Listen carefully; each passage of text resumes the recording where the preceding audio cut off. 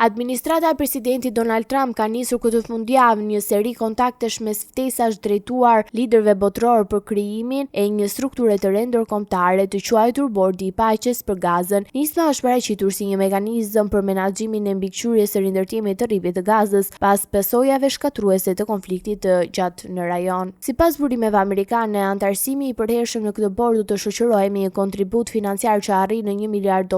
Një zyrtar i lartë i administratës amerikane ka konfirmuar këto detaje për media, duke sqaruar se kjo shumë përfaqëson Koston për një rol të vazhdueshëm në strukturë. Megjithatë, ai theksoi se nuk ka detyrim financiar për shtetet që zgjedhin të marrin pjesë, pasi ekziston edhe mundësia e një antarësimi të përkohshëm 3 vjeçar pa pagesë. Detajet janë bërë të ditura nga kushtet e anonimitetit, ndërsa raportimi i parë për tarifën financiare u publikua nga Bloomberg. Shtëpia e Bardhë prezantoi krijimin e bordit me tone të forta optimiste, duke cilësuar atë si një shtyllë kyçe të planit të Trumpit për stabilizimin dhe rindërtimin e Gazës. Megjithatë, dokumentet paraprake që po qarkullojnë nuk përmendin drejt për drejt territorin palestinez, duke nxitur spekulime se Washingtoni mund të synojë ndërtimin e një strukture alternative ndaj rolit tradicional të Kombeve të Bashkuara. Një draft i publikuar nga Times of Israel sugjeron se mandati i Bordit të Paqes mund të jetë më i gjerë se sa i përshkruar fillimisht nga presidenti Trump. Në tetor, Trump ishte përfshirë drejt për drejt në përpjekje diplomatike që çuan në një marrëveshje arpushimi, duke i dhënë fund luftës 2 vjeçare në Gaza dhe duke hapur rrugën për lirimin e pengjeve izraelite. Dokumenti i ri lë të kuptojë se bordi mund të ketë rol shumë më të madh në administrimin e fondeve dhe mbikëqyrjen afatgjatë të procesit të rindërtimit. Sipas zyrtarëve amerikan, fondet e mbledhura nga antarë që do të përdoren drejt për realizimin e projekteve në terren, administrata Trump ka theksuar që synon të shmang burokracinë dhe shpenzimet administrative, të cilat sipas saj që kanë penguar shpesh efikasitetin e organizatave të tjera ndërkombëtare.